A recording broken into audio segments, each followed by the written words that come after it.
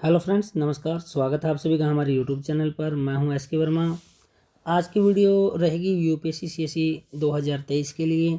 यह एग्ज़ाम होने वाला है प्रीलिम्स का 28 मई 2023 को। और हमने शुरू कर रखी है करते हुए पथ नाम की एक सीरीज़, और इस सीरीज़ में हम करते हैं अलग अलग यूपीएससी के सब्जेक्ट। और आज का सब्जेक्ट रहेगा इकोनॉमिक्स, अर्थशास्त्र। और आज अर्थशास्त्र में रहेगी वीडियो नंबर 4। इससे पहले हमने जो थर्ड वीडियो की थी, वीडियो नंबर 3, इसमें हमने इकोनॉमी यानी अर्थव्यवस्था को जाना था।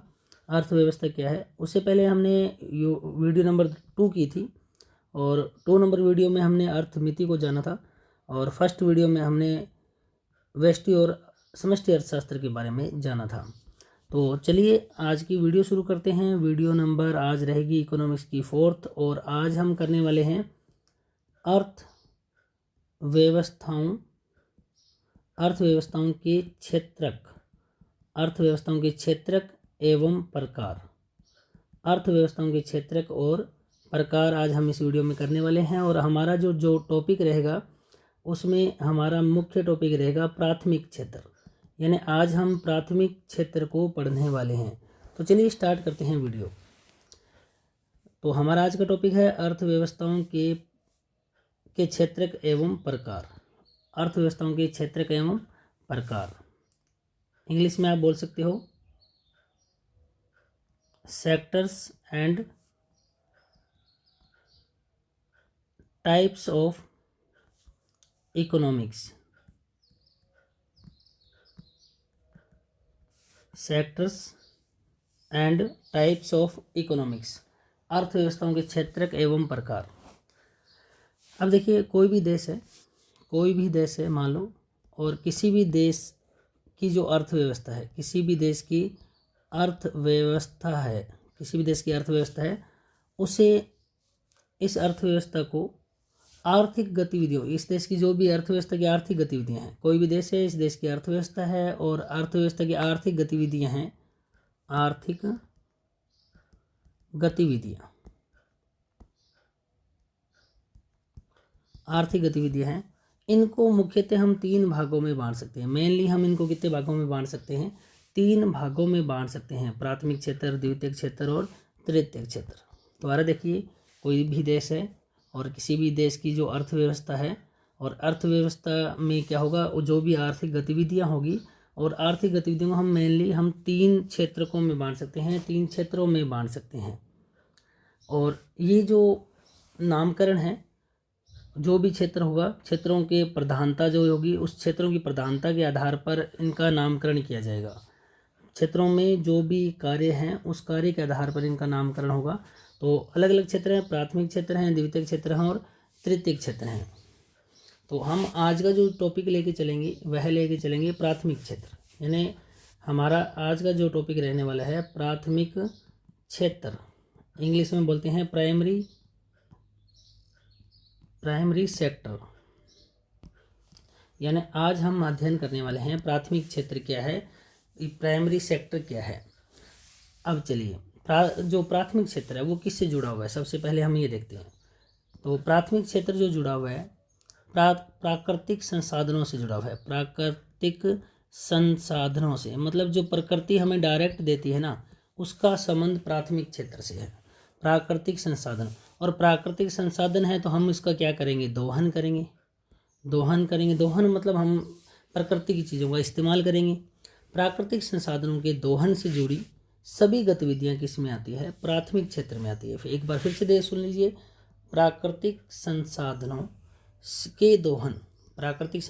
के दोहन से जुड़ी सभी गतिविधियां किस में आती है, प्राथमिक क्षेत्र में आती है।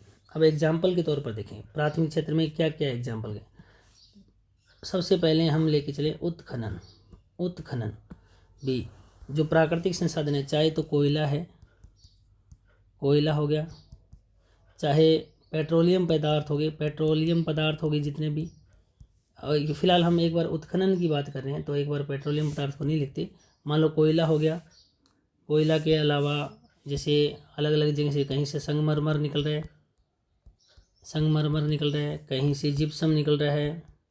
मतलब जो भी हम जिस चीज़ का भी उत्खनन कर रहे हैं, किसी भी चीज़ का उत्खनन कर रहे हैं, तो वह उत्खनन किस में आएगा, प्राथमिक क्षेत्र में। प्राथमिक, क्योंकि प्रकृति ने डायरेक्ट दिए, हम प्राकृतिक संसाधनों का दोहन कर रहे हैं, तो प्राकृतिक संसाधनों के दोहन से जुड़ी सभी गतिविधियां प्राथमिक क्षेत्र में, तो उत्खनन प्राथमिक क्षेत्र में आएगा। इसके अलावा और क्या आएगा, कृषि कार्य, कोई व्यक्ति खेती का कार्य कर रहा है, कोई खेती कार्य में लिप्त है, कैसे भी, चाहे वह मजदूरी कर रहा है, चाहे वह मालिकाना तौर पर है, कृषि कार्य में लगा हुआ है, तो ये कृषि कार्य भी किससे जुड़ा हुआ है, जमीन से जुड़ा हुआ है। तो एक तरीके से हम क्या कर रहे हैं, प्रकृति के संसाधनों का इस्तेमाल कर रहे हैं, तो यह भी प्राथमिक क्षेत्र में आएगा। कृषि कार्य भी किस में आएगा, प्राथमिक क्षेत्र में।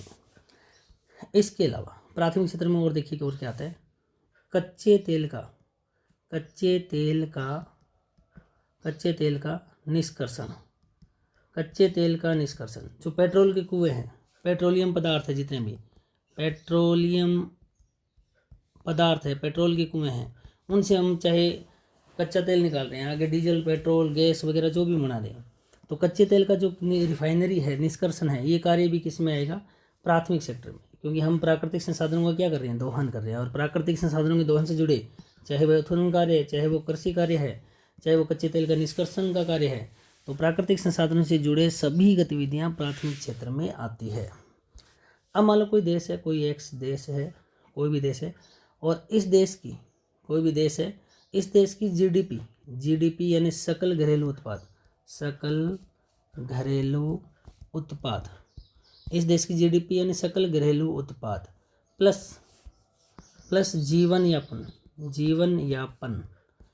यापन द्वारा, देखिए कोई भी देश है, उसकी जीडीपी प्लस वहाँ का जो जीवन यापन है, उसमें यदि कृषि का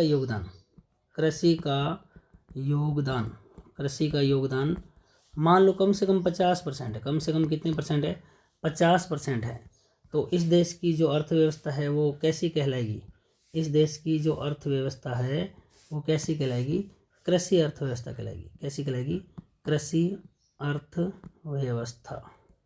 बात समझ में आई।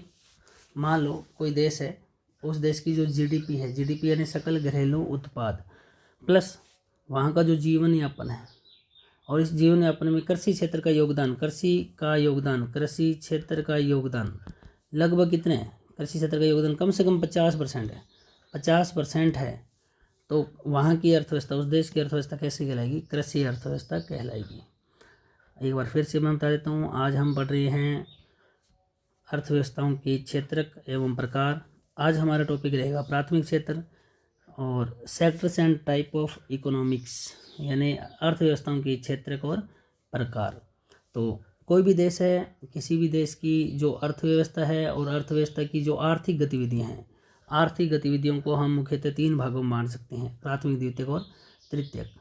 और क्षेत्रों की प्रधानता के आधार पर इनका नामकरण किया जाता है। क्षेत्रों की प्रधानता मतलब प्राथमिक, प्रकृति ने जो दी है वो प्राथमिक क्षेत्र है, तो प्राकृतिक संसाधन जो है, प्राकृतिक संसाधनों के दोहन से जुड़ी सभी गतिविधियाँ या दोहन से जुड़े सभी काम, चाहे वो उत्खनन का काम है, चाहे वो कृषि कार्य का काम है, चाहे वो कच्चे तेल के निष्कर्षण का काम है, तो प्राकृतिक संसाधनों के दोहन से जुड़े सभी काम किस में आएंगे, प्राथमिक क्षेत्र यानी प्राइमरी सेक्टर में आएंगे।